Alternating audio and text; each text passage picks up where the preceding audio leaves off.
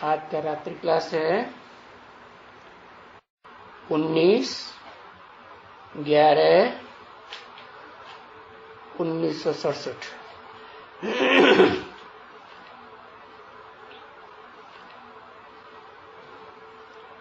भक्ति मार्ग में तो जिसको चाहिए, जो किताब चाहिए, पुस्तक चाहिए, वेद चाहिए, तो वो उठा सकते हैं और पढ़ सकते हैं।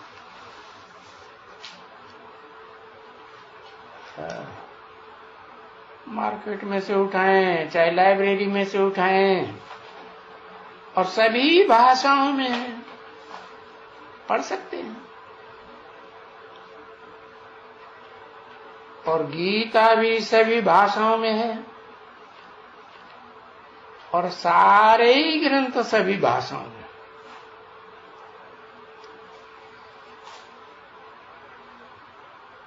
सिर्फ उसमें नहीं है,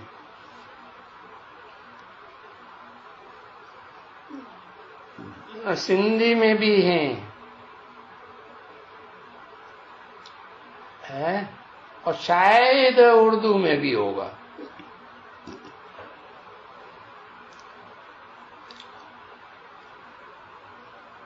तो वो तो जिसको चाहिए सो उठा करके पढ़ लेंगे। वो भक्ति मार्ग के वेद, ग्रंथ, शास्त्र पढ़े तो सब भाषाओं में है।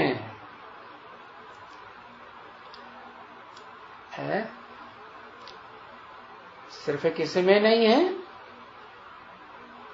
बोला ना, सिर्फ उसमें नहीं है। नहीं, किसमें है?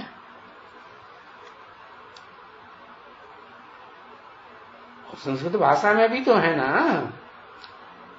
तो वो संस्कृत भाषा बनाई है, कहीं दुनिया में कहीं बोली जाती है, कहीं नहीं बोली जाती।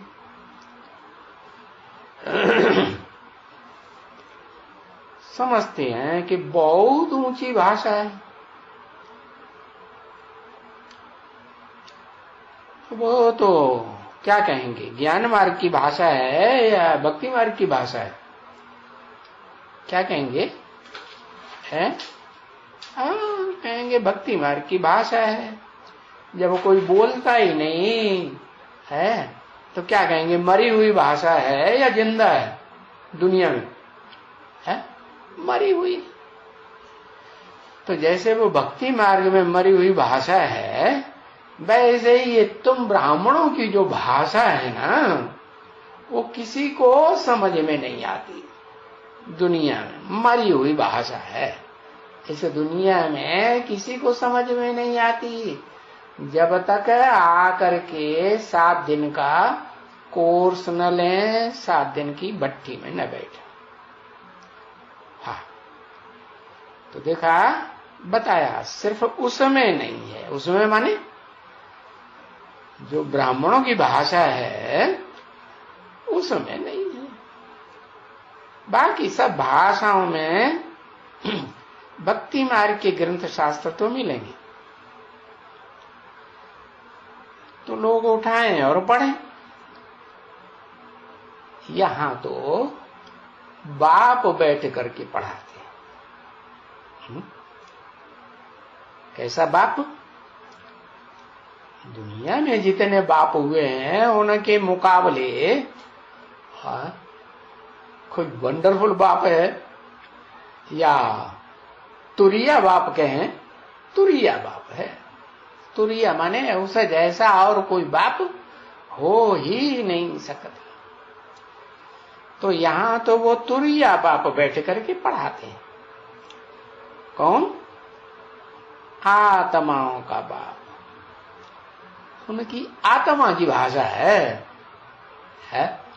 आत्मा की भाषा जो आत्मा समझेंगे।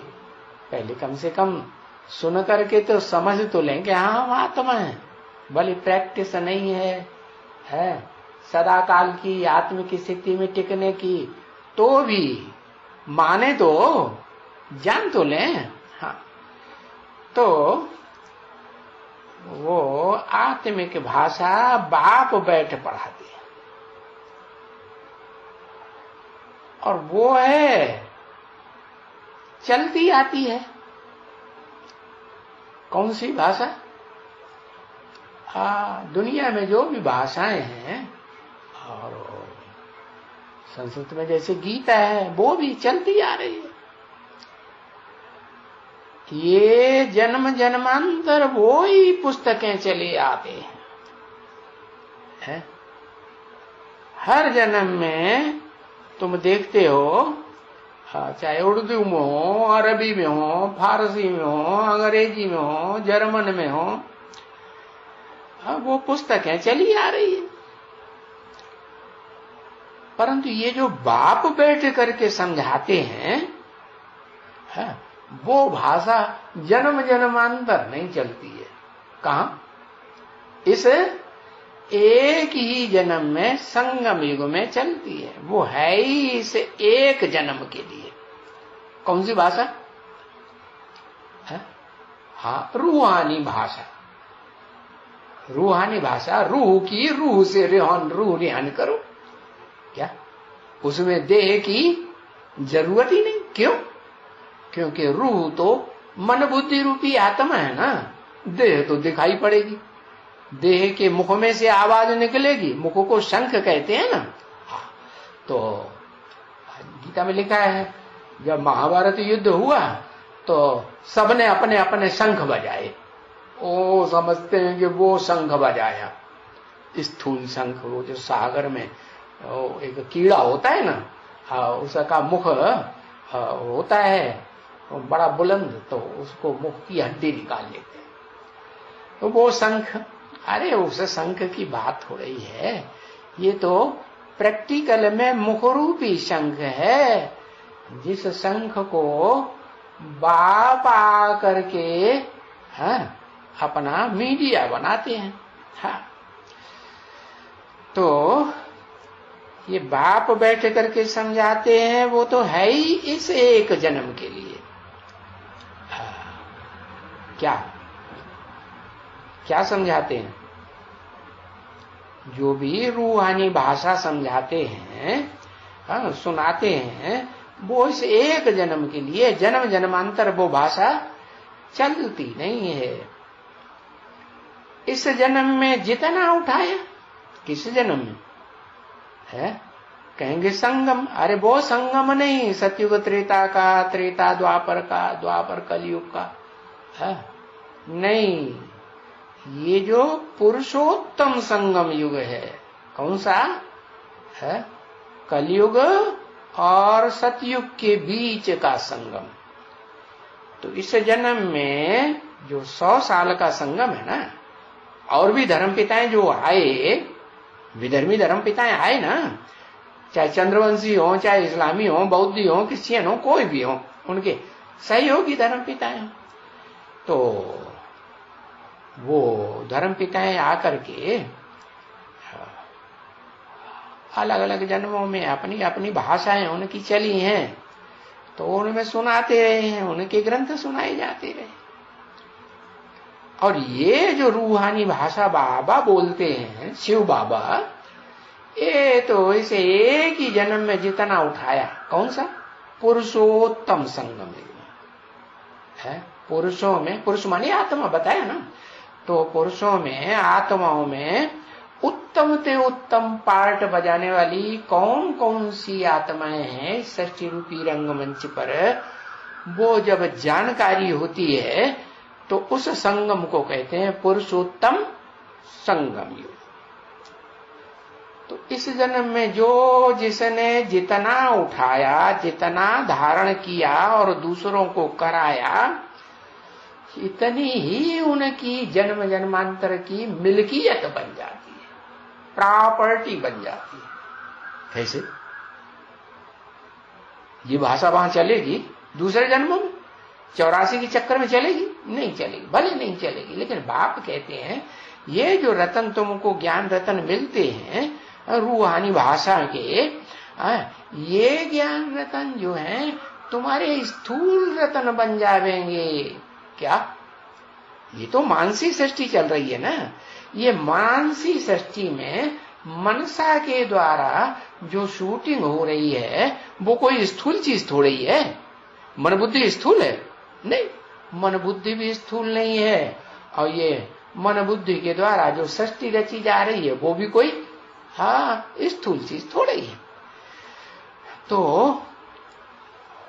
जो तुम्हारा जो ज्ञान है वो गुप्त ज्ञान है, रूहानी ज्ञान। रूह ही समझती है और सुनाने समझाने वाला भी रूह है ना? हाँ, तो इस दुनिया में तो सिर्फ ये 100 साल की बात है। जितना जिसने उठाया उतना उठा ले, फिर उसके बाद तो कभी फिर ये क्या होगा?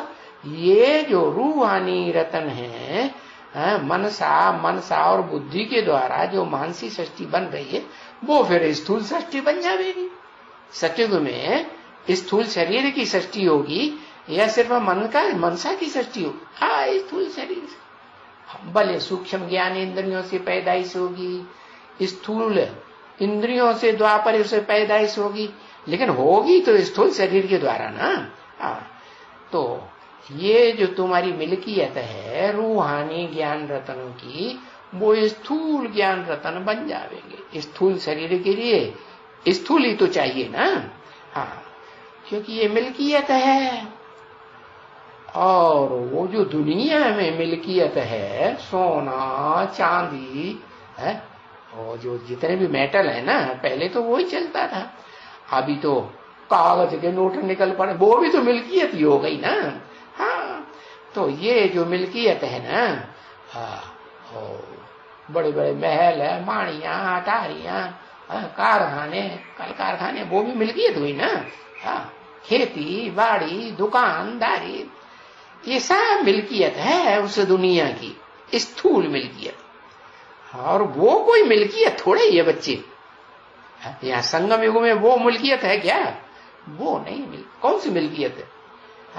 ये तो रूहानी ज्ञान की रूहानी मिल्कियत है। तो वो नहीं है, वो तो ऐसे पढ़ना है। वो भी ऐसे जैसे और पढ़ाई पढ़ी जाती है। तो ये रूहानी पढ़ाई भी ऐसे ही पढ़ी जाती है।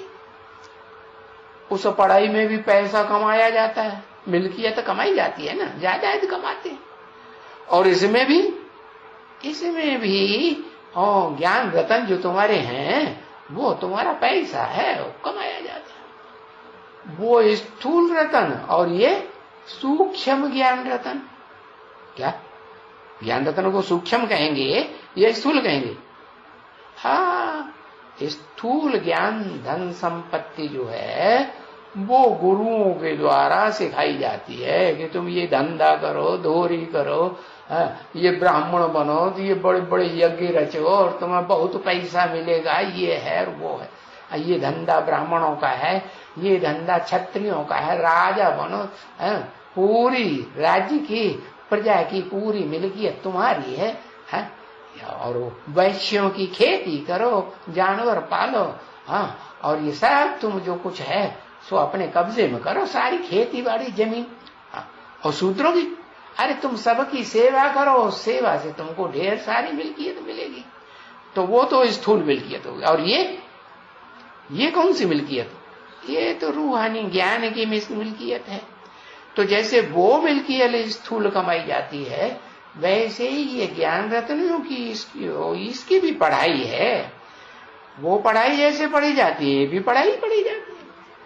और उनको जो भी स्थूल पैसे मिलते हैं, यहाँ भी तुमको सूक्ष्म ज्ञान रतन मिलते हैं कि नहीं? मिलते। तो सो हर एक जन्म में पैसा मिलते हैं। और जो उस दुनिया में स्थूल पैसा मिलता है, सोना चांदी मिलता है। और यहाँ तो ज्ञान रत्नों का धंधा तो समझो इस समय में कोई साधु संत महात्मा है और वो साधु संत महात्मा का कोई बड़ा मठ मंडलेश्वर बने पड़े हैं, तो वो कोई बहुत धन छोड़ करके जाते हैं अपने मठ पंथ में, छोड़ के जाते हैं ना। हाँ, अभी देखो दक्षिण भारत में एक मंदिर में कितना धन मिला, छोड़ के गए ना। हाँ, लेकिन वो छोड़ के गए किसी के काम आया? किसी के काम नहीं आया है। और वो अभी भी दबा पड़ा, कुछ सरकार ने निकाला, हाँ भ्रष्टाचारी सरकार ने निकाला, तो भ्रष्टाचारी तो क्या करेंगे, विदेशों में बेच देंगे, स्विस बैंक में डाल देंगे, भारतवासियों को तो कोई फायदा नहीं। तो जो साधु संत महात्मा है जो धन छोड़ करके जाते हैं, ऐसे नहीं है कि फिर जा करके उसी स्थान में जन्म लेंगे है? उसी मंदिर में उसी मठपंथ में जाके जन्म लेंगे? नहीं लेते हैं। ऐसे तो नहीं है ना। ये जो तुम्हारी नॉलेज है, ये तो तुम जहां जा करके जन्म लेंगे, चाहे सतयुग में, चाहे त्रेता में स्वर्ग में, और चाहे नरक की दुनिया में, द्वैतवादी दैत्यों की दुनिया में, राक्षसी दुनिया में जो दुखदाई राक्षस है, इस्लामी आते हैं ना 2500 साल से, हाँ तो उन्होंने हिंसा की या नहीं की? हाँ हिंसा की, तो राक्षस हुए ना। हाँ, मुसलमान आए उनके फॉलोअर्स, तो उन्होंने हिंसा की। तो जो हिंसा करते हैं वो हिंसा करने वाले दैत्य कहे जाते हैं। क्या दैत्य क्यों कहे जाते हैं? दैत्य माने चीड़ना फाड़ना। अरे जो हिंसा कर रहे हैं वो क्या करेंगे? शेर क्या करता है, चीता क्या करता है? चीड़ फाड़ कर देता है ना। तो ये हिंसक जो हैं, ये तो फिर जहां उन्होंने अपनी धन संपत्ति इकट्ठी की थी मठपंथ संप्रदाय में, वो तो वहां जन्म नहीं लेते। और तुम तो कोई भी जन्म में जाकर के जन्म लेंगे, कोई भी युग में है, तो ये तुम्हारी जो नॉलेज है ना, रूहानी नॉलेज है, ये तो तुम्हारे साथ रहेगी। और उसके साथ होने के कारण तुम्हारे अंदर जो इसका जो मूल तंत्र है, आत्मिक स्टेज, वो कुछ न कुछ कलयुग के अंत तक चलती रहेगी। और जितनी जितनी आत्मिक स्टेज धारण करेंगे योग बल से है, तो बाप से योग लगाएंगे ना, तो बाप तो सदा काल की आत्मा है कि कभी देह बनता है? देह तो नहीं बनता। तो तुम्हारी जो आत्मिक स्थिति है वो नंबरवार बनती है। कैसे? इस नॉलेज से। तो ये तुम्हारी नॉलेज तो ये तो जहां जा करके जन्म लेंगे, फिर वहां जा करके वो साथ ही जाएगी, इसकी प्रारब्ध है। और वहां तो धन ही धन होगा तुम्हारे पास। बताया ना, ये जो स्थूल ये जो तुम्हें सूक्ष्म ज्ञान धन, ज्ञान रतन मिलते हैं ना, ये वहां जाकर के उतना स्थूल धन का भंडार बन जाएंगे। तो दूसरी तो कोई बात नहीं है ना।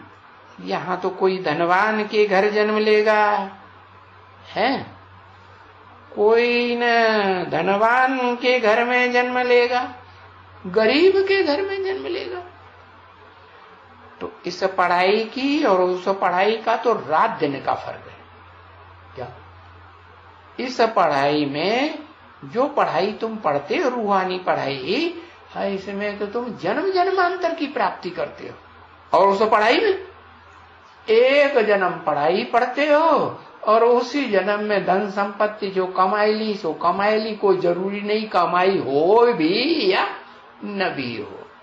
हाँ, तो वो भी पता नहीं तुम्हारे पास रहे या न। चोर भी तेरे चोर चकार सरकार ले ले है, जमीन हिले तो जमीन का जमीन में ही गड़ा रह जाए, कहां का कहां चला जाए। आग लगे, आग में सब भस्म हो जाए है? तो देखो ये तो तुम्हारी कमाई जो है ज्ञान रत्नों की रूहानी कमाई, ये तो न आग जलाएगी और न सरकार ले पाएगी। सरकार ये ले पाएगी? सरकार को तो इस कमाई से कुछ लेना देना नहीं, सरकारी तबकों को कैसे लेना? उनको तो लेना है भ्रष्टाचारी कमाई, जो रिश्वत की होती है ना, हाँ वो कमाई, बस वो ही उनकी बड़ी कमाई है। सोचते हैं कि ये जो हमको वेतन मिलता है ना, ये तो बहुत थोड़ा मिलता है, उसके मुकाबले अगर हमें दुनिया में बहुत धनवान बनना है तो कुछ तो खास काम करना पड़ेगा। तो भ्रष्टाचारी दुनिया में भ्रष्टाचारी काम कर रहे हैं, चोरी चकारी करते हैं। हाँ, एक बार चोरी डकैतों ने चोर चुराया वहां जाकर के धनवान के घर में, और एकदम उनका सारा धन लूट के ले आए और बड़े धनवान बन गए। ऐसे होता है। तो ऐसे समझ लो कि उस पढ़ाई में, इस पढ़ाई में रात दिन का वो है एक जन्म की क्षण भंगुर पढ़ाई की प्रारब्ध, और ये है जन्म जन्मांतर की तुम्हारी पढ़ाई की प्रारब्ध मिलती रहती है। तो ये भी समझा जाता है ना, वो है भक्ति मार्ग की पढ़ाई। क्या अंधश्रद्धा युक्त जो भक्ति सिखाई जाती है ना विद्वान पंडित आचार्य सन्यासियों के द्वारा, है उस अंधश्रद्धा की कमाई है, ज्ञान मार्ग की कमाई थोड़ी है। क्यों? क्योंकि ज्ञान तो एक से आता है। कौन से एक से? जो ऊंच ते ऊंच भगवंत कहा जाता है, उस एक से सुप्रीम सोल है बिल्ली गॉड फादर से आता है। और तो कोई भी वो रूहानी पढ़ाई, रूह की पढ़ाई नहीं सकता। तो उसको कहेंगे असली ज्ञान की पढ़ाई। बाकी और जो पढ़ाते हैं ना, ज्ञान ध्यान सुनाते हैं ना, वो तो कौन सा ज्ञान सुनाते हैं? हाँ, भक्ति मार्ग का ज्ञान सुनाते हैं, देह की परवरिश का ज्ञान सुनाते हैं। कोई रूह को तो जानते ही नहीं। कोई जानते हैं कि रूह ज्योति बिंदु आत्मा है और मन बुद्धि की शक्ति उस ज्योति बिंदु में भरी हुई है? कोई नहीं जानते। तो उनकी है भक्ति मार्ग की पढ़ाई, तो नहीं तुम्हारी है ज्ञान मार्ग की पढ़ाई। भक्ति मार्ग की पढ़ाई है उतरती कला की पढ़ाई। क्या है? उसकी शूटिंग भी यहां होती है कि नहीं? भक्ति मार्ग की पढ़ाई की नहीं होती है। कौन करते हैं? अरे बताओ जल्दी। अरे कोई करते हैं कि नहीं करते हैं? बेसिक वाले बीके करते हैं, पीवी के नहीं करते हैं। वाह भैया, अरे जड़ों में जो बात होगी वो बीज में नहीं होगी। जड़ें कड़वी होंगी तो बीज भी कड़वा होगा। तो बताया कि वो चाहे बेसिक नॉलेज वाले हो, चाहे वो बीज रूप आत्मा एडवांस वाली हो, जब तक पूरी आत्मिक स्टेज नहीं बनती है तब तक क्या है, उनको अपने जन्मों का पूरा ज्ञान है नहीं है। तो क्या है, कहते हैं हम ज्ञान मिल गया, भगवान हमको ज्ञान देता है। ज्ञान देता है तो ज्ञान लिया कि चूहरे की गांठ मिली है? चूहरे को गांठ मिल गई, पंसारी बन के बैठ गया और सबको सुनाने लगा। हाँ, बड़े उमंग उत्साह से अहंकार से सुनाते हैं, अरे तुम्हारे पास क्या है, हमें भगवान पढ़ाता है। तुमको तो ऐसे लोग पढ़ाते हैं जो देह की पढ़ाई पढ़ाते हैं। देह आज है कल खत्म हो जाएगी ऐसे। तो तुम्हारी जो ज्ञान मार्ग की पढ़ाई है वो चढ़ती कला की पढ़ाई है। क्या तुम यहाँ लगातार इस जन्म में चढ़ते चले जाएंगे, चढ़ते चले जाएंगे कि उतरते हो? चढ़ते चले जाएंगे। तुम्हारा ज्ञान बढ़ता जाएगा, बढ़ता जाएगा कि खलास हो जाएगा?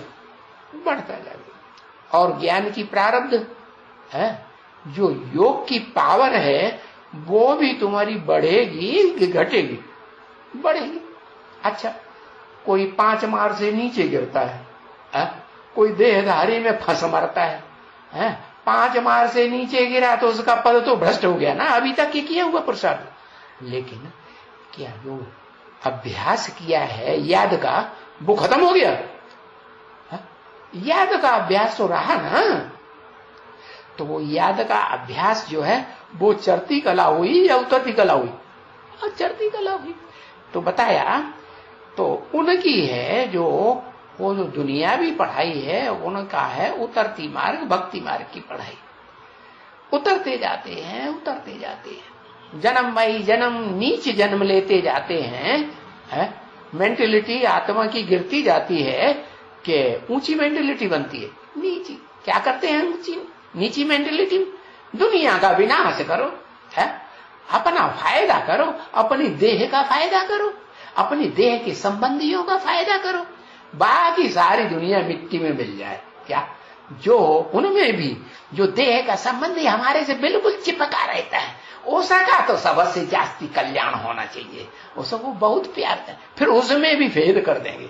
क्या अपने शरीर से जितना प्यार करेंगे उतना उस देहधारी से भी प्यार करेंगे? नहीं करेंगे। सबसे जास्ती प्यार होता है अपनी देह से, उसके बाद प्यार होता है पति से या पिता से। तो बताया वो सब है उतरती कला में जाने वाले हैं। तो क्या उतरती कला जाता है? उतरती कला में सुख उतरती कला में जाता है कि सुख बढ़ता जाता है? सुख उतरता जाता है और तुम्हारा सुख बढ़ता जाता है। हाँ, क्या कैसे? तुम्हारा जो मन है ना, वो मन की खुशी तुमको मिलती है। मन बुद्धि की जो बुद्धि का जो प्राप्ति है वो तो बुद्धि का ज्ञान, समझ, बुद्धि माने समझ, समझ तो ज्ञान की समझ जो है वो बुद्धि ग्रहण करती है ना। और मन क्या करता है? मन जो है उस ज्ञान के अनुसार फिर संकल्प करता है। ज्ञान सही बुद्धि में बैठा है, ईश्वर का ज्ञान, उसमें मिक्सचरिटी देहधारियों के ज्ञान की नहीं हुई है, तो मन जो है विकल्प करेगा कि सुकल्प करेगा, सुंदर संकल्प करेगा या विपरीत संकल्प करेगा, दुख देने के। हाँ, सुंदर संकल्प करेगा। तो तुम्हारी है चढ़ती कला की पढ़ाई, और ये एक ही जन्म में चढ़ती कला होती है। उनकी तो फिर पढ़ाई है जन्म जन्मांतर पढ़ते रहो। स्वर्ग में भी पढ़ाई पढ़ते हैं कि नहीं? वहां भी पढ़ाई तो पढ़ते हैं। नरक में तो बहुत लंबी चौड़ी पढ़ाई। आजकल स्कूल में बच्चों को देखो, कक्षा 1-2 के बच्चे, उनकी पीठ पे एकदम बोरा लदा हुआ किताबों का, कापियों का, पेंसिल का। तो देखो उनको तो कितना बोझ है। जो स्टूडेंट होते हैं ना, जब जाते हैं ना एग्जाम देने, हाँ, तो उनके दिमाग में कितना बोझ पड़ता होगा, और मोटी मोटी किताबों का, ग्रंथों का, पोथन्नों का। और तुम्हारा तो कोई पोथन्ना नहीं। इस ज्ञान में कोई पोथन्ना बनता है? अगर पोथन्ना बनाने वाले बनाते भी हैं मोटे ताजे, तो वो भक्ति मार्ग हुआ या ज्ञान मार्ग हुआ? काय की शूटिंग कर रहे हैं? वो भी भक्ति मार्ग की शूटिंग करने वाले गुरु घंटाल बनने वाले हैं, समझ लो। क्या जो इतनी मोटी मोटी पुस्तकें बनाते हैं, छपाते हैं। बाबा तो कहते हैं छोटी छोटी किताबें बनाओ, क्या बुकलेट्स बनाओ। अरे गीता भी तुम्हें बनानी है तो कैसी बनाओ? छोटी सी पॉकेट गीता बनाओ। हाँ, हाँ। तो इसमें होगी तुम्हारी चढ़ती कला की पढ़ाई, कोई वजन नहीं दिमाग के ऊपर। तो ये जितना पढ़ेंगे हैं, इतना कहेंगे कि थोड़ा ही है। क्या ये रूहानी पढ़ाई जितना पढ़ते जाओ, जितना पढ़ते जाओ, सारे दुनिया के धंधे धोरी छोड़ दो, सिर्फ इसी पढ़ाई में लग जाओ। तन से, धन से, मन से पूरा टाइम समय लगा करके, और संपर्कियों की ताकत लगा, संबंधियों की भी जितनी ताकत लग सके वो सारी ताकत लगा के इसी पढ़ाई में झोंक दो, तो भी ये पढ़ाई पूरी हो जाएगी? पूरी नहीं होगी। जितना पढ़ेंगे उतना थोड़ा ही कहेंगे, क्योंकि पढ़ाई तो फुल पढ़नी है ना। हाँ, तो जितना जो पढ़ते हैं कहेंगे वो थोड़ा ही अभी तक पढ़े। कि पूरी पढ़ाई कोई पढ़ा है?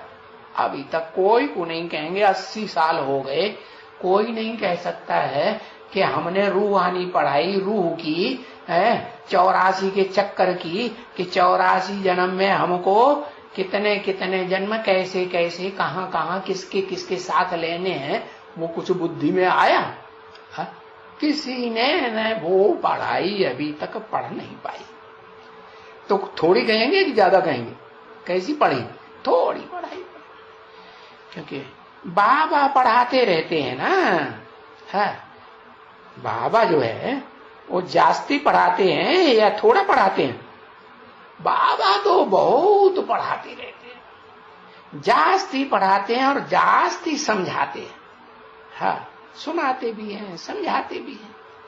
और हम इसलिए पढ़ाते हैं कि हम जास्ती पढ़ते रहें, जास्ती समझते रहें, सुनते रहें।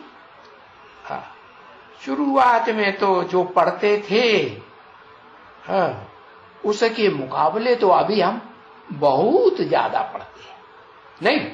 हाँ, पहले जो बेसिक पढ़ाई पढ़ते थे उस समय तो बहुत थोड़ी पढ़ाई थी। क्या? हम है आत्मा, तुम हो आत्मा, हम बिंदी, तुम बिंदी आत्मा है, और हम बिंदी आत्मा का बाप ज्योति बिंदु शिव परमात्मा, शिव परम पिता। हाँ, वो परमात्मा, क्योंकि वो तो परम पिता परमात्मा को एक ही समझ लेते हैं। अब एक है तो नाम अलग अलग क्यों? नाम अलग अलग हैं तो दो होंगे ना। जैसे कहते हैं शिव शंकर, तो भक्ति मार्ग में क्या समझ रहे हैं? शिव शंकर एक ही है। तो ऐसे ही वो जो ज्ञान मार्ग की शूटिंग करने वाले हैं, वो ज्ञान मार्ग में दुनिया की शूटिंग करने वाले हैं ना, बेसिक पढ़ाई वाले, वो भी क्या है? परम पिता परमात्मा एक ही है या अलग अलग है? वो समझते हैं एक ही। यहाँ तो तुम बच्चों ने जान लिया। क्या तुम बच्चों में भी नंबर वन? सबने थोड़ा ही जाना कि परम पिता परमात्मा एक है या अलग अलग है, पार्ट बजाने वाली आत्मा। तो उन्हें जान लिया कि परम पिता supreme soul heavenly God father, जो हेवन बनाने का रास्ता बताते हैं, वो एक आत्मा है। और दूसरी आत्मा वो जिसके तन में मुकर्रर रूप से प्रवेश करते हैं और उसे आप समान निराकारी, निर्विकारी, निरहंकारी बनाकर जाते। तो देखो, दिन प्रतिदिन तुम जास्ती पढ़ाई पढ़ते जा रहे हो। पहले जो पढ़ते थे उससे अभी जास्ती पढ़ते हैं, और अभी जो पढ़ते हैं उससे आगे और जास्ती पढ़ेंगे। जैसे उस अज्ञान काल में पढ़ाई पढ़ाई जाती है, पढ़ाई होती है ना वहां, तो पहले छोटी छोटी पढ़ाई पढ़ाई जाती थी। क्या? हा? छोटा बच्चा कोई आता था स्कूल में तो पेंसिल हाथ में दे देते थे, स्लेट दे देते, लाइनें खींचो, बस इतनी तो वही पढ़ाई। बस लाइनें खींचते, आगी बेड़ी खीड़ी ठाड़ी, बस यही पढ़ाई होगी। घर में जाके बच्चे दिखाते, मम्मी पापा हम केजी में भर्ती हो गए, हमने ये पढ़ाई पढ़ी। हाँ, फिर कक्षा 1 में जाते हैं, 2 में जाते हैं, तो फिर उनको ABCD I का कु सिखाया जाता है ना, तो और ज्यादा पढ़ जाते हैं। तो वो छोटी छोटी पढ़ाई कहेंगे, बेसिक नॉलेज। हाँ, पीछे जाकर के जब बड़ी पढ़ाई पढ़ते हैं तो उसको कहा जाता है बड़ा ऑफिसर बनने वाली पढ़ाई। क्या? पहले होती थी ICS। क्या? हाँ, ICS की पढ़ाई होती थी, पढ़ते थे। तो उसमें कमाई जास्ती हो जाती है, क्योंकि ऊंची पढ़ाई पढ़ेंगे तो ऊंचा एग्जाम होंगे, और उस ऊंचे एग्जाम में सब थोड़ी पास होंगे। जो पास होंगे, हाँ, फिर उनमें से सिलेक्शन होगा, ज्यादा होशियार होंगे तो फिर वो बड़े ऑफिसर बनाए दिए जाए। पहले छोटे ऑफिसर, फिर उनको ले आकर देख करके उनको बड़ा ऑफिसर भी बनाया जाता है। तो उसमें जब कमाई जास्ती, उनको ज्यादा तनख्वाह मिलती है कि नहीं? हाँ, उसमें कमाई कम है, हाँ, और उसमें कमाई जास्ती। परंतु छोटी पढ़ाई पढ़ेंगे बेसिक नॉलेज तो कमाई कम, और बड़ी पढ़ाई पढ़ेंगे, हाँ, हायर क्लास की पढ़ाई, हाईएस्ट पढ़ाई पढ़ेंगे तो उसमें ऊंचे अधिकारी बनते हैं। तो बताया कि जैसी पढ़ाई, कम पढ़ाई तो कम प्राप्ति, और ज्यादा पढ़ाई तो जास्ती पढ़ाई। परंतु वो है अल्पकाल की क्षण भंगुर। एक तो एक ही जन्म की है, एक जन्म जब तक रहेगा इस शरीर से तब तक वो पढ़ाई काम आएगी, फिर शरीर छोड़ा और पढ़ाई खत्म। फिर नए जन्म में नए सिरे से वो या आई ऊ पढ़ना शुरू करो, ABCD। तो वो है अल्पकाल क्षण भंगुर की पढ़ाई है। अल्पकाल क्षण भंगुर के लिए भी क्यों कहा जाता है? ऐसे बहुत हैं बच्चे जो पास तो कर लेते हैं पढ़ाई, बेसिक भी पास कर लेते हैं, मीडियम पढ़ाई पास कर लेते हैं, intermediate, high school, higher class की पढ़ाई भी पास कर लेते हैं, पढ़ करके छोड़ देते हैं। MLA क्या LLB करते हैं, क्या जरूरी है कि वो वकील बन ही जाते हैं, जज बन जाते हैं? नहीं, छोड़ देते हैं। ऐसे बहुत से हैं जो MBBS डॉक्टर की पढ़ाई पढ़ते हैं तो क्या उनको नौकरी मिल जाती है? नहीं पड़ती। दुकान खोलते हैं, 50 रुपया भी आज की दुनिया में नहीं कमा पाते, उससे पेट भरता है आदमी का, परिवार तो पलेगा नहीं, तो फिर वो धंधा छोड़ देते हैं। वो धंधा छोड़ करके वो दुनिया में जो ब्लैकमेल के धंधे करते हैं ना, उसमें तो खूब पढ़ाई होती है, चोर डकैतों को, तो वो पढ़ाई करना, वो धंधा करना शुरू कर देते। तो ऐसे बहुत हैं बच्चे जो पढ़ाई पढ़ करके पास करके और फिर वो धंधा नहीं करते, वो छोड़ ही देते।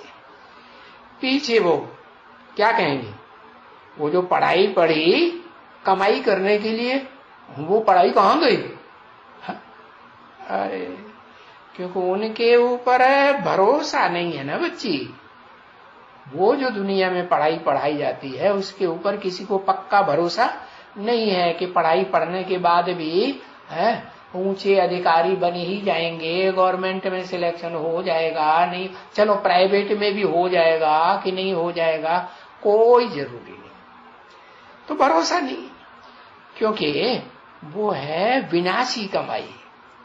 एक तो इसी जन्म में भी विनाशी, और इस जन्म में भी कोई आशा नहीं है कि वो पढ़ाई जो पढ़ी है उससे पूरी प्राप्ति कर पाएंगे या नहीं कर पाएंगे।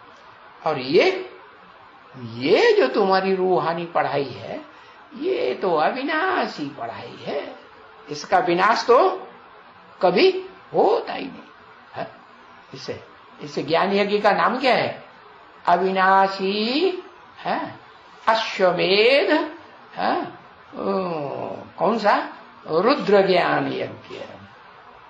अविनाशी माने इस ज्ञान यज्ञ का कभी विनाश नहीं। कोई कहे अरे क्यों नहीं विनाश होता, 100 साल के लिए वो रुद्र आकर के पढ़ाता है, फिर ये पढ़ाई थोड़ी ही रहेगी। अरे भाई, पढ़ाई नहीं रहेगी, लेकिन पढ़ाई की प्रारब्ध तो जन्म जन्मांतर चलेगी कि नहीं चलेगी?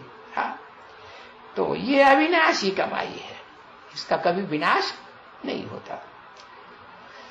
तो जितना ये पढ़ाई पढ़ेंगे रूहानी पढ़ाई, इतना तुमको जन्म जन्मांतर ऊंचा विनाशी पद मिलेगा। यानी स्वर्गलोक में, अमरलोक में, वहां तो ऊंच पद मिलेगा ही मिलेगा। और वो 21 जन्म के लिए नंबरवार मिलता है, जैसा पढ़ाई वैसा पद मिलता है। और फिर 21 जन्म के आधार पर 63 जन्मों का भी हिसाब किताब वैसा ही बन जाता है। क्या बनता है कि नहीं? कैसे? जैसे सतयुग के आदि में जो सतयुग की पहली पीढ़ी का राजा बनेगा, महाराजा नारायण बनेगा, वो द्वापर युग के आदि में बड़ा महाराजा बनता है कि नहीं बनता है? कौन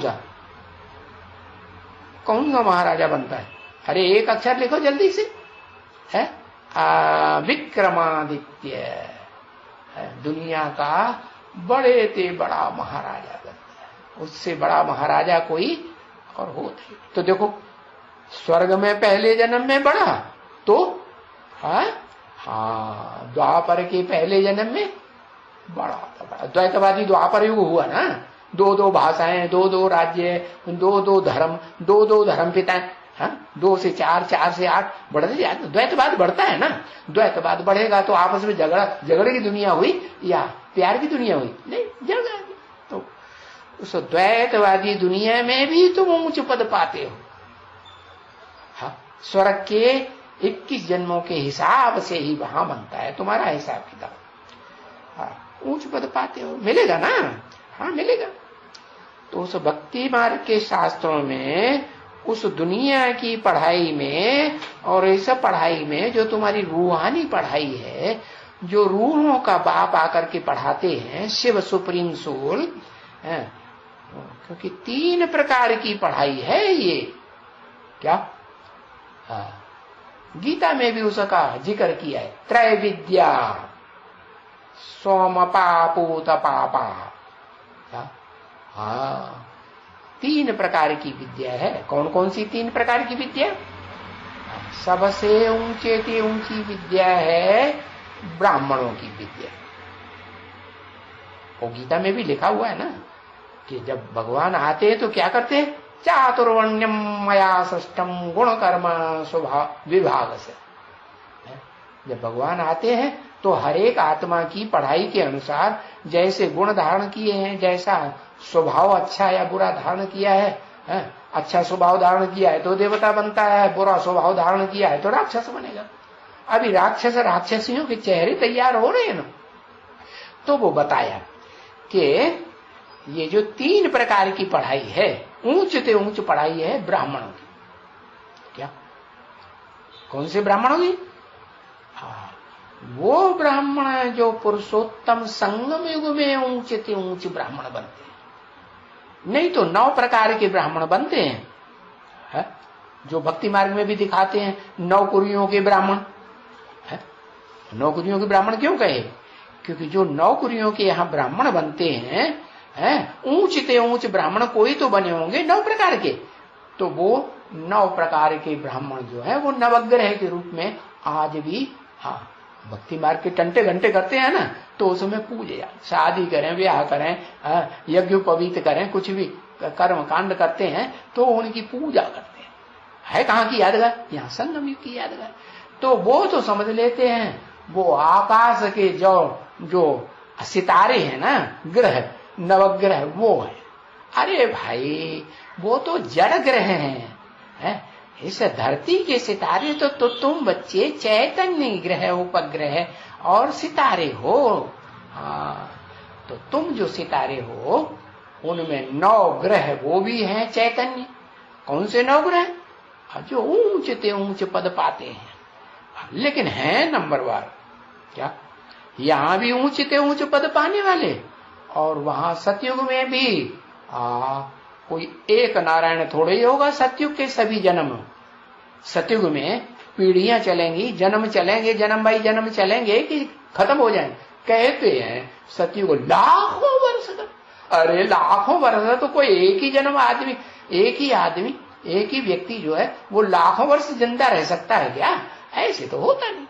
अरे वहां भी तो वो जो जन्म होते हैं ना, मनुष्य के जन्म ऐसे ही होते हैं, ज्यादा से ज्यादा 100-150 वर्ष की एवरेज आयु है। हाँ, ये है कि नया युग है, नई दुनिया है तो ज्यादा आयु है, और मध्यम युग है तो थोड़ी आयु कम हो जाएगी, 100 साल है। और फिर एकदम नीचा युग, कलयुग आ गया तो आत्माएं सुख भोगते भोगते घिस गई कि नहीं? हाँ, आत्मा की शक्ति क्षीण हो गई तो फिर शरीर भी कैसा मिलेगा? कम आयु वाला मिलेगा या लंबी आयु वाला मिलेगा? छोटी आयु वाला। हाँ, ये है कि जो नई नई आत्माएं उतरती हैं, लास्ट वाले धर्मों की, उनकी आयु ज्यादा होती है। जैसे रसिया में है, कहते थे ना कि रसिया में ऐसे ऐसे हैं जिनकी 100-125 साल एज ही होती है। हाँ, तो इतनी होती है क्योंकि नई आत्माएं। तो ऐसे ही है, यहाँ जो बाप आकर के तुमको पढ़ाई पढ़ाते हैं वो 3 प्रकार की विद्या पढ़ाते हैं। सबसे ऊंचे से ऊंची विद्या है ब्राह्मणों की विद्या, और ब्राह्मणों की विद्या भी जो नंबरवार ब्राह्मण बनते हैं ऊंचे से ऊंचे, वो यहाँ भी ऊंचे से ऊंचे और वहां भी सतयुग में भी ऊंचते ऊंच क्या बनते हैं, है? ऊंचते ऊंच नंबरवार 9 नारायण बनते हैं, जिनको भक्ति मार्ग में कहते हैं नवनाथ द्वारे। जैसे श्रीनाथ द्वारा, जगन्नाथ द्वारा, ऐसे नाम दिए हैं ना, नंबरवार है। कोई विश्व के मालिक, कोई विश्व के मालिक नहीं है, श्रेष्ठ आत्माओं के मालिक है, श्रेष्ठ नाथ, श्रीनाथ। श्रेष्ठ तो देवताओं को कहा जाता है, देवताएं थोड़े होंगे ज्यादा होंगे, थोड़े गुण के मालिक। तो बताया कि ऊंचते ऊंच विद्या है ब्राह्मणों की विद्या। उसके बाद कहेंगे है वो जो देवता बनते हैं, क्या ब्राह्मणों में ऊंचते ऊंचे नहीं बनते हैं ब्राह्मण। जैसे शंकर जी को दिखाते हैं, उनके गणों को दिखाते हैं। शंकर जी ब्राह्मण है कि नहीं, उनको चोटी है कि नहीं, उनको जनेऊ यज्ञोपवीत पड़ा है कि नहीं, हाँ तो ब्राह्मण हुए ना। यज्ञोपवीत ब्राह्मण पहनते हैं, चोटी किनको होती, ब्राह्मणों को चोटी होती। तो ऐसे ही उनके जो फॉलोअर्स भी है ना, वो भी यज्ञोपवीत धारण करने वाले ब्राह्मण है सब। तो बताया ये ऊंचते ऊंचे कैटेगरी के ब्राह्मण हुए। कौन से? जिनको भक्ति मार्ग में दिखाते हैं। कहाँ रहते हैं? कैलाश पर्वत पर बहुत ऊंची चोटी पर रहते हैं। अच्छा, वो कोई कैलाश पर्वत पर रहने की बात नहीं है। ऊंची स्टेज का पार्ट बजाने वाली आत्माएं हैं, रहती तो इसी दुनिया में, कोई पहाड़ों पर नहीं रहने की बात है। वो यहाँ ही इस दुनिया में ऊंचे ऊंचे पार्ट बजाती है। राजाओं का पार्ट बजाएंगी, राजाओं को भी चलाने वाले ऋषि मुनियों का पार्ट बजाएंगे। देखो वो राजा था ना चंद्रगुप्त, तो वो बड़ा था कि उसको चलाने वाला गुरु चाणक्य बड़ा था। कौन बड़ा था? किसको कहेंगे? चाणक्य बड़ा था ना। हाँ, उसको चलाता रहता था। हाँ, तो बताया इधर चलो उधर चलो, ऐसे जाओ वैसे करो ऐसे करो, तो वो डायरेक्टर हो गया ना बड़ा। हाँ, तो बताया दूसरी पढ़ाई वो है जो ब्राह्मण तो पक्के नहीं बन पाते हैं। फर्स्ट क्लास ब्राह्मण सूर्यवंशी नहीं बनते हैं, लेकिन चंद्रवंशी ब्राह्मण बन जाते हैं, है?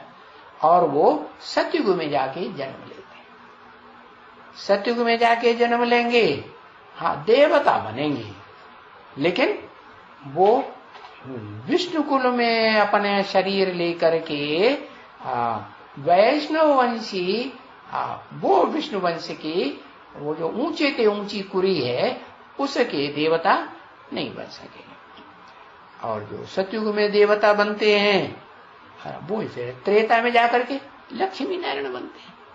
तो चंद्रवंश में गए कि नहीं? हाँ, तो वो उतरती कला के हुए। उनको क्या कहेंगे? उतरती कला वाले या चढ़ती कला वाले? उतरती कला। और तुम बच्चे जो हो वो तो लगातार चढ़ती कला वाले ब्राह्मण हो, ऊंचे ऊंचे ब्राह्मण, सूर्यवंशी ब्राह्मण बनने वाले। हाँ, सूर्य जब होता है तो ऊपर चढ़ता है कि नीचे गिरता है? उगेगा तो एकदम ऊपर चढ़ेगा। कब तक ऊपर चढ़ेगा? हाँ, जब तक खूब तपने न लगे। हाँ, इतनी तपत बढ़ जाए कि उसकी तपत में कोई ठहर न सके। ठहरता कोई नहीं।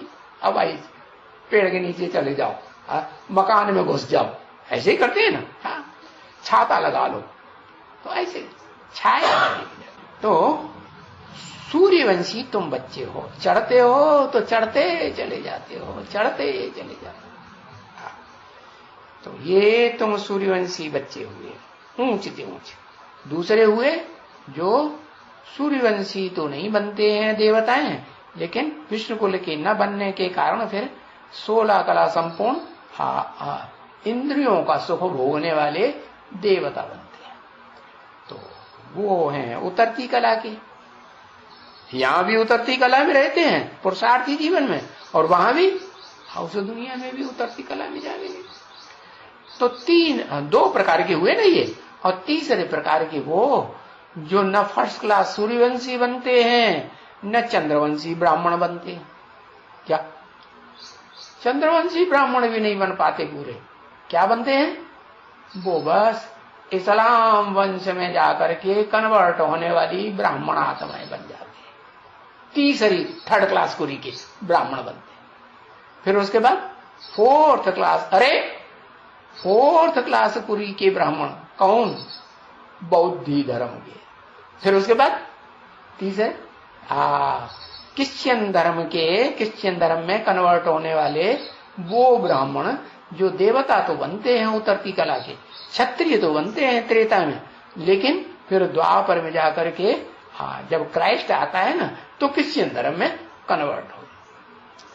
फिर ऐसे ऐसे नंबरवार बनते रहते हैं। 9 कुरी के ब्राह्मण, 9 प्रकार के देवता, 9 प्रकार के क्षत्रिय, 9 प्रकार के उनमें से जो ऊंचे हैं सूर्यवंशी, वो तो बस एक ही धर्म में पक्के रहते हैं। झाड़ में दिखा है ना, झाड़ में जो तना है ना वो सीधा ऊपर जाता है कि इधर उधर झुकता है, सीधा ऊपर जाता है। बाकी जो है वो इधर उधर झुक जाते हैं। चंद्रवंशी कहीं तो झुक जाएंगे दाईं ओर की डालियों की तरफ, कहीं झुक जाएंगे बाईं ओर की डालियों की तरफ, और झुकते पुकते ऐसे चलते रहते। तो बताया ये जरूर है कि जो पक्के चंद्रवंशी हैं वो दाईं ओर की भारतीय डालियों को प्रेफरेंस देते हैं, और जो कच्चे चंद्रवंशी हैं थर्ड क्लास धर्मों में जाके गिरते हैं, वो अगर कोई भी धर्म मिल जाए, जो धर्म आया बस उसी को स्वीकार कर लेंगे। जैसे आर्य समाजी है, वो आर्य समाजी धर्म में कन्वर्ट होने वाली जो आत्माएं, अरे देवता तो बनती है, क्या देवता बनेंगी त्रेता में, क्षत्रिय भी बनेंगी लेकिन द्वापर युग में जाएंगी तो इस्लाम धर्म में जाएंगी तो, लेकिन जब बुद्ध धर्म आएगा तो फटाक से बुद्ध धर्म में चली जाए। जैसे आज के नेताएं होते हैं ना, कैसे अवसरवादी, जहां उन्हें अवसर मिला फौरन जाके ये पार्टी ऊंची जा रही है, बस वो पहले वाले को धोखा दे देंगे और दूसरे में घुस पड़े। फिर बाद में देखेंगे कि अरे ये बौद्ध धर्म भी इनकी राजाई थोड़े समय चलती है, खत्म हो गई है, ये भी भीख मांगने लग पड़े दूसरे धर्म वालों से, तो उसे भी छोड़ देंगे। फिर क्राइस्ट आता है, क्रिश्चियन धर्म में कन्वर्ट। तो ऐसे जो नया धर्म आता है वो अपने धर्म को परिवर्तित करते हैं। धर्म के पक्के, उन्हें धर्म से कुछ भी लेना देना जैसे है ही नहीं। काय से लेना देना है? उन्हें तो अपनी मस्ती से मतलब, जहां देखी तबावरात वही बिताई सारी। अरे भाई क्या कहा? जहां देखी तबावरात वही बिताई सारी रात। तो ऐसे करते हैं, वो है आर्य समाजी। इसलिए उनको किसी धर्म से कोई लेना देना नहीं। वो कहते हैं धर्म निरपेक्ष राज्य, हमें किसी धर्म की अपेक्षा नहीं है। तुम कोई भी धर्म को मानो, भंगियों के धर्म को अपना लो, भंगी बन जाओ, चमार बन जाओ, चांडाल बन जाओ, तुम हमको वोट देते रहो, बस वोट चाहिए। और वोट लेने में अगर तुम एक्सपर्ट बन जाओ तो तुम हमारी तरह ऊंचे ऊंचे मंत्री बन जाओ, ऊंचे ऑफिसर बन जाओ, ये भी कर सकते हो। ये नहीं समझते कि भगवान ने आकर के जो राजयोग सिखाया था गीता ज्ञान के द्वारा, तो वो राजयोग सीखने वाली जो आत्माएं हैं वो जन्म जन्मांतर राजाएं बनती हैं, और उनका राज्य जो है बहुत सुख देने वाला होता है।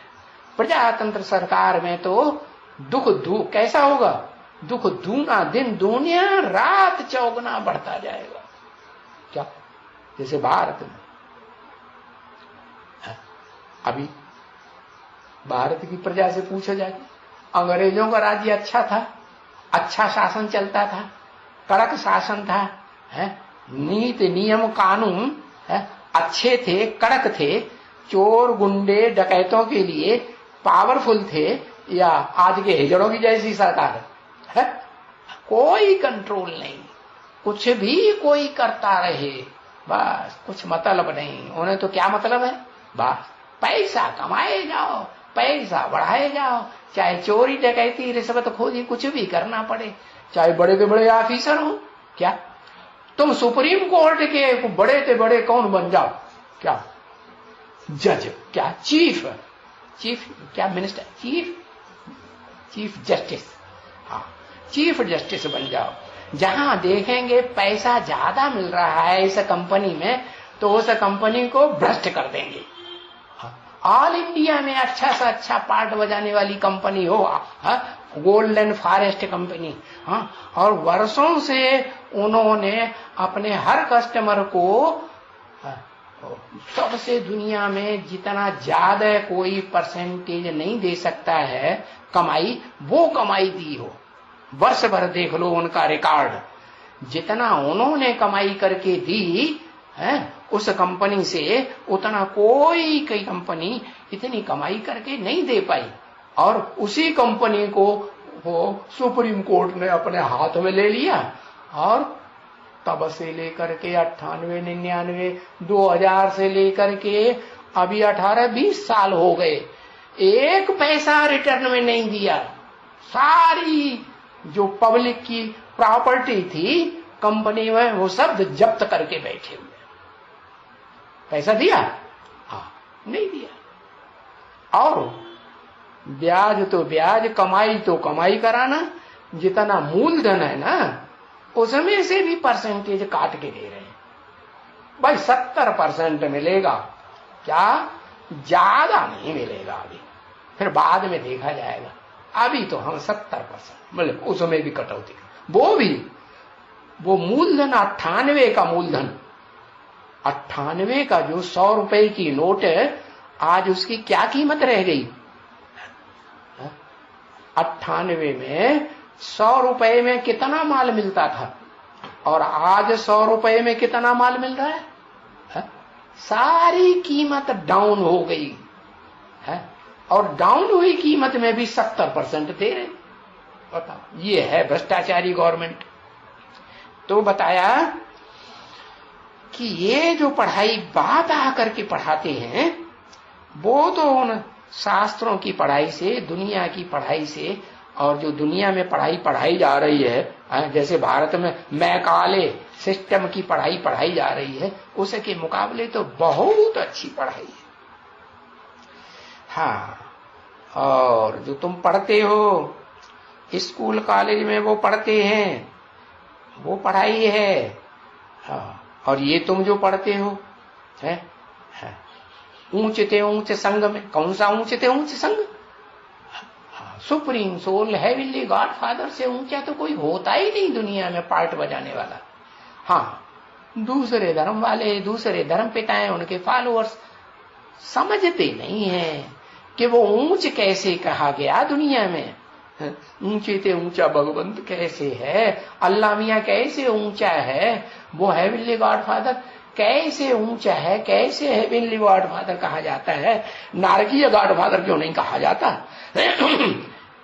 नरक स्थापन करने वाले जो नर हैं, मनुष्य है, उनको कहेंगे नारकीय गॉड फादर है और उसको कहेंगे हेवनली गॉड फादर। तो बिना इस सृष्टि पर साकार में आए उसने हेवन कैसे स्थापन किया? साकार में तो आना पड़े ना, लेकिन वो मानते नहीं है, जानते नहीं है, वो निराकार ही समझते हैं। तो कारण उसका ये है कि वो जिस तन में आता है मुकर्रर रथ में, उस रथ को भी आप समान निराकारी, निर्विकारी, निरहंकारी बना दिया। जब वो निराकारी, निर्विकारी, निरहंकारी बन जाता है, ओहो, बन जाता है क्या? तब वो विदेशी लोग, विधर्मी लोग उसे पहचानते हैं, लेकिन तब तो वो निराकार हो गया कि पकड़ में आएगा है? वो तो गया हाथ से है, उनके हाथ आएगा? नहीं आता है। तो बताया तो उनके जो सत्संग हैं, उनकी जो कॉलेज स्कूल की पढ़ाई है, और ये जो एक सत्संग में तुम पढ़ते हैं, वो जाकर के बनारस में पढ़ते, पढ़ करके और फिर उनके मर्तबे ले आते हैं। सरस्वती जी महाराज शंकराचार्य जी महाराज बड़े बड़े मठपंथ मठाधीश पीठाधीश बन जाते। तो उनकी मर्तबे अलग। शायद और भी कोई जगह में होगी ऐसी, ऐसे नहीं है कि सिर्फ बनारस में ही जाते हैं पढ़ने के लिए, वो संस्कृत की ऊंची पढ़ाई नहीं। अरे इतना भारत बड़ा लंबा चौड़ा पड़ा हुआ है, कहां न कहां ऐसी ऐसी कॉलेजें और दूसरी बहुत भाषाएं। तो हर एक मुल्क की अपनी अपनी भाषा है, अपनी अपनी किताबें पोथन्ने हैं, अपने अपने ये शास्त्र वगैरह हैं, वहां पढ़ते होंगे। सभी नहीं बनारस कॉलेज में आकर के पढ़ने के लिए आते हैं, सभी आते हैं दुनिया में नहीं, नहीं, क्योंकि ऐसी कॉलेजें ढेर हैं क्या दुनिया में, जहां तहां हैं। ये जो एक नॉलेज है, हाँ, वो फिर यहां पढ़ने आती है, यहीं पढ़ने होती है। कहां? बाप के सन्मुख आकर के जो पढ़ते हैं वो ही पढ़ाई पढ़ सकते हैं। और ऐसे नहीं बाप के सन्मुख आकर के पढ़ते हैं तो कोई टेम्परेरी रथ में पढ़ते हो, नहीं। टेम्परेरी रथ जो है वो तो प्रैक्टिकल में अम्मा का पार्ट बजाने वाले हैं, उनको कहते ही हैं चार मुखों वाला ब्रह्म। कोई पूर्व साइड की पढ़ाई पढ़ाता है, पूर्वी सभ्यता की, कोई एकदम देवता बनने की देवताई पढ़ाई पढ़ाने वाला, कोई एकदम पश्चिमी सभ्यता की पढ़ाई पढ़ाने वाला। क्या एकदम पश्चिमी सभ्यता में जाकर के नीच ते नीच जो पढ़ाई पढ़ाई जाती है, दूसरों को ठगने की, चोरी की, चकारी की पढ़ाई, वो पढ़ाई पढ़ाई जाती है। और एक है दक्षिणी भारत की पढ़ाई। दक्षिण भारत में असुर दिखाए जाते हैं, तो वो असुर तो इस्लामी है। उन्होंने इस्लाम धर्म जब शुरू किया तो दैत्य कहे गए, चीड़ फाड़ करने वाले, और उनके जो फॉलोअर्स हैं मुसलमान, उन्होंने तो बहुत ही मारामारी की। तो देखो कितने हिंसक बने। तो ये जो पढ़ाई है अहिंसक पढ़ाई, जो बाप आकर के पढ़ाते हैं देवताओं की पढ़ाई, ये फिर यहां ही आकर के पढ़नी आती है, पढ़ने के लिए आना होता है बस। और ये पढ़ाई तो इस एक टीचर के अलावा और कोई पढ़ा ही नहीं सकता। कौन सा एक टीचर? नाम बताओ। एक ही सुप्रीम टीचर है। कौन सुप्रीम टीचर? अरे राम को लकुटिया लगी राम की, वो खुद ही पतित बन जाता है? राम वाली आत्मा पतित बनती कि नहीं? हाँ, पतित बनती है। राम कहो, है आदम कहो, एडम कहो, अर्जुन कहो, है आदिनाथ कहो, आदिदेव कहो, हो नीचे गिरता है कि नहीं? नीचे गिरता। अरे वो पढ़ाता है। बुद्धि में क्या रहना चाहिए? हमको पढ़ाने वाला कौन है? हमको पढ़ाने वाला वो है जिससे आत्मा को कोई भी इस दुनिया में पढ़ाई नहीं पढ़ा सकता। Supreme God father, heavenly God father. तो वो पढ़ाई तो कोई भी नहीं पढ़ा सकते सिवाय हेवनली गॉड फादर के, सुप्रीम फादर के, जिसका कोई फादर नहीं होता। अच्छा, ओम शांति।